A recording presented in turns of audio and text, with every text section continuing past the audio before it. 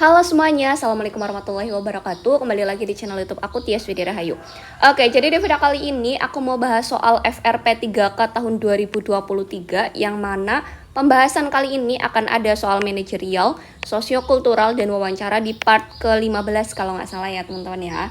Oke, ini aku lupa part berapa, tapi it's okay. Nanti teman-teman akan belajar soal manajerial, sosiokultural, dan wawancara dari channel YouTube aku. Jadi stay tune di channel YouTube aku.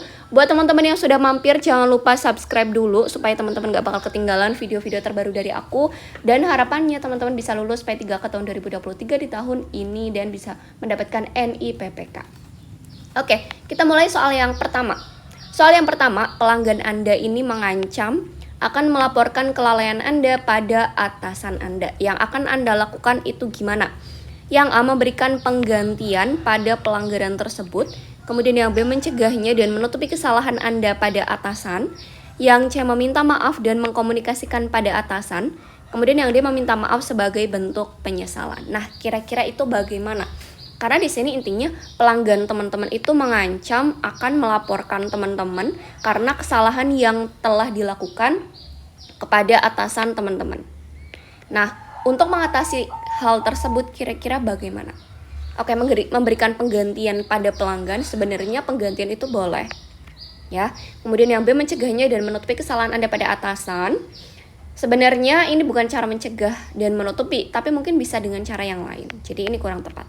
Kemudian yang dia meminta maaf dan mengkomunikasikan pada atasan. Nah, ini bisa dilakukan.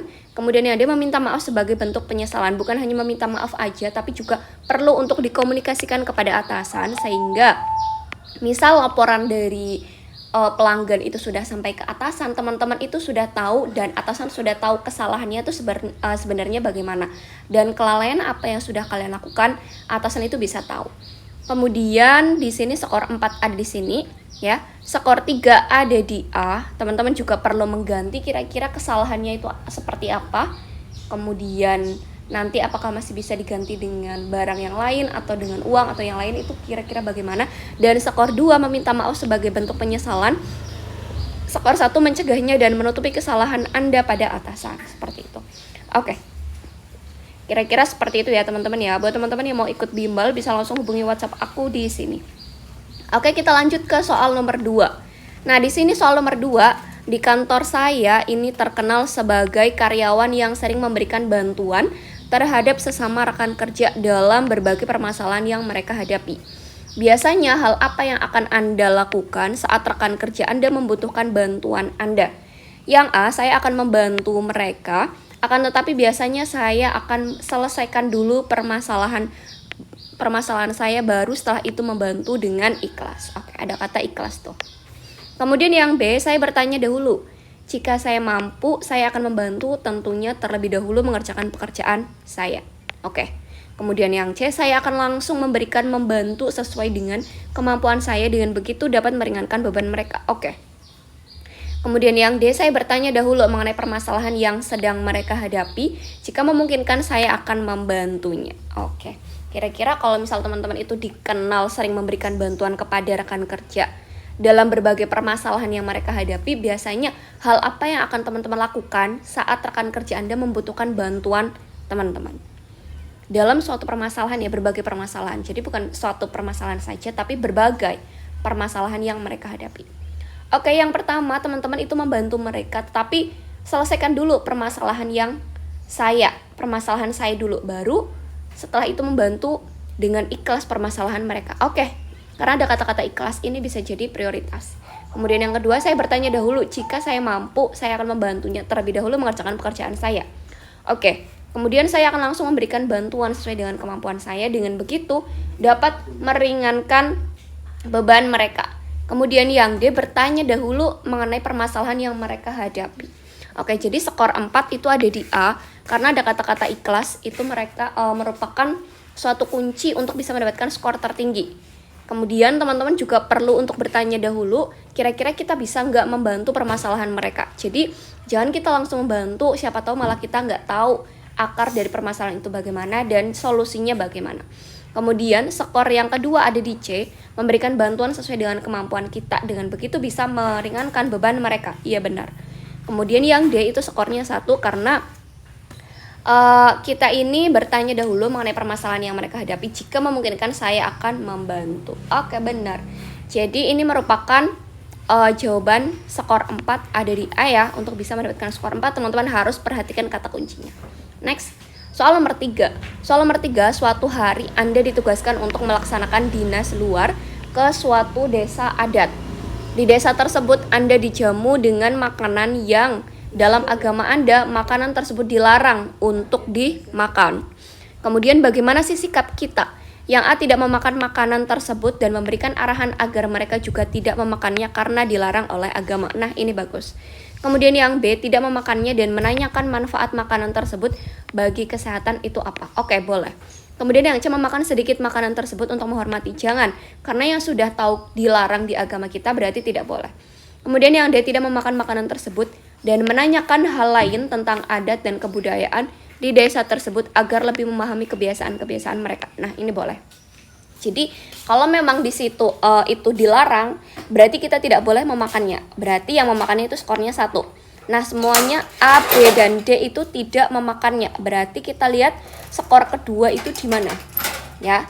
Kalau tidak memakan makanan tersebut dan memberikan arahan agar mereka juga tidak memakannya karena dilarang agama, yang namanya adat istiadat di sana, berarti kita tidak boleh melanggar. Ibaratnya kita tidak boleh untuk memberikan arahan yang salah gitu.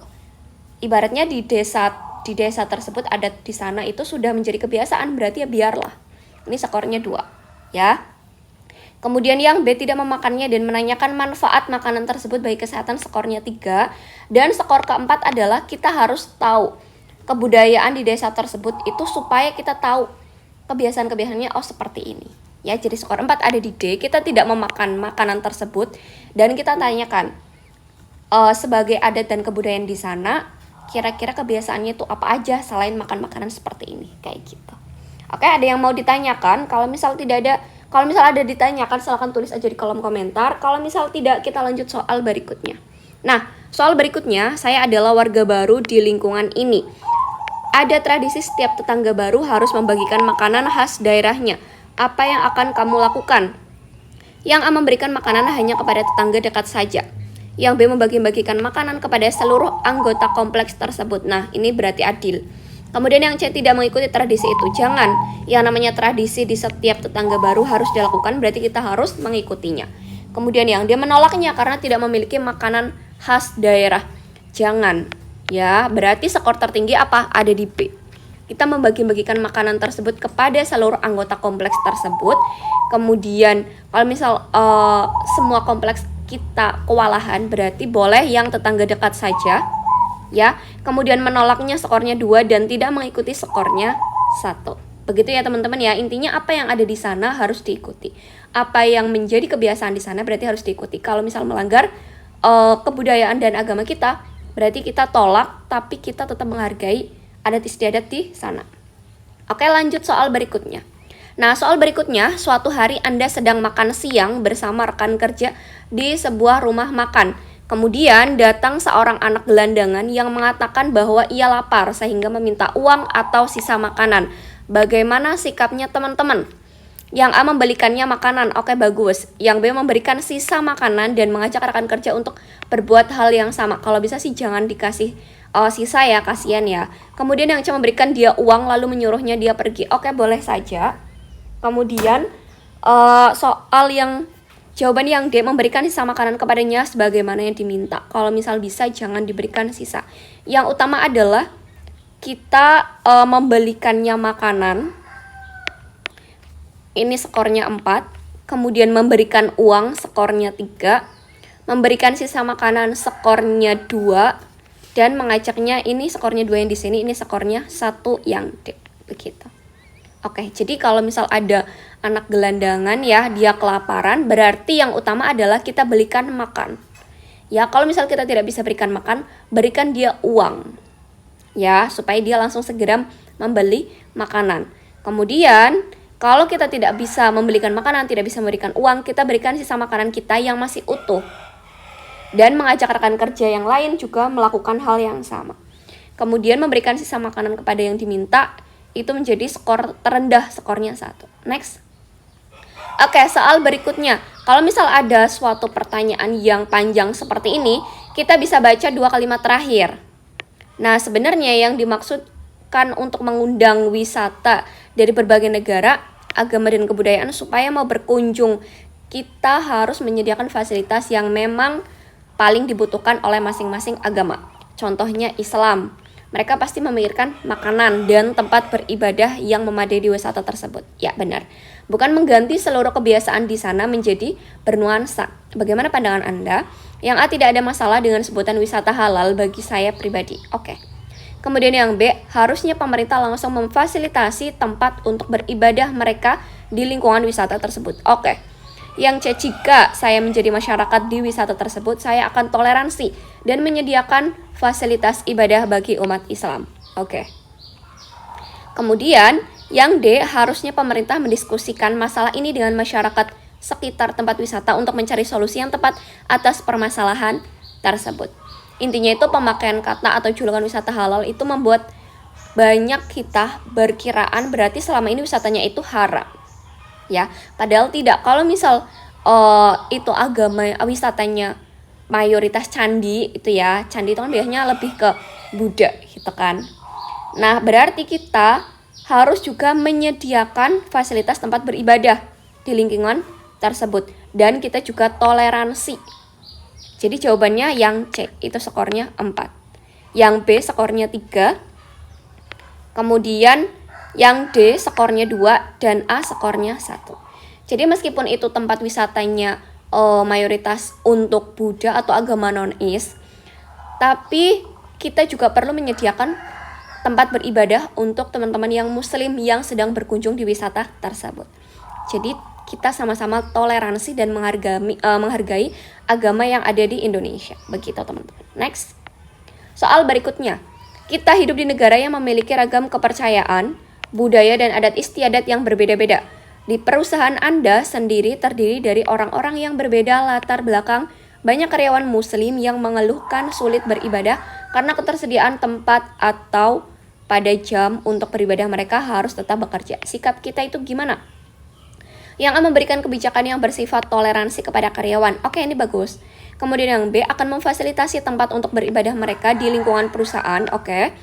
Kemudian yang C, mendiskusikan hal ini dengan jajaran pimpinan dan pemilik perusahaan untuk dicarikan solusi. Oke, boleh juga. Kemudian yang D, bersifat toleransi dan menyediakan semua fasilitas ibadah karyawan. Nah, jadi baik itu Islam, Kristen dan yang lainnya, usahakan adalah kita bersifat toleransi. Ya. Dan menyediakan fasilitas untuk beribadah. Misalnya untuk agama Islam berarti minimal ada tempat sholatnya, ada mukenanya, ada tempat wudhunya, begitu. Terus untuk teman-teman yang non-Is, misalnya Kristen di hari Minggu misal tetap bekerja, berarti kita minimal juga menyediakan waktu untuk mereka beribadah. Skor 4 ada di sini.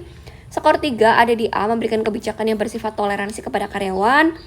Kemudian memfasilitasi, skornya 2, dan yang skor 1 adalah mencarikan solusi. Begitu ya teman-teman ya. Oke, jadi itu merupakan soal-soal untuk manajerial, sosial, kultural, dan wawancara. Semoga bermanfaat untuk teman-teman dan semoga teman-teman bisa lolos ujian P3K tahun 2023. Semoga di bulan suci Ramadan ini menjadi berkah untuk teman-teman dan bisa lulus P3K tahun 2023 sehingga bisa mendapatkan NIPPK dan menjadi seorang ASN tahun 2023 ini. Aku tutup, bye-bye. Assalamualaikum warahmatullahi wabarakatuh. Ditunggu video-video aku selanjutnya dan jangan lupa subscribe, like, dan share juga ke teman-temannya supaya channel YouTube aku bisa semakin berkembang, support bisa menjadi 50.000 subscriber dan bisa menjadi channel YouTube edukasi yang pertama di Indonesia. Bye-bye.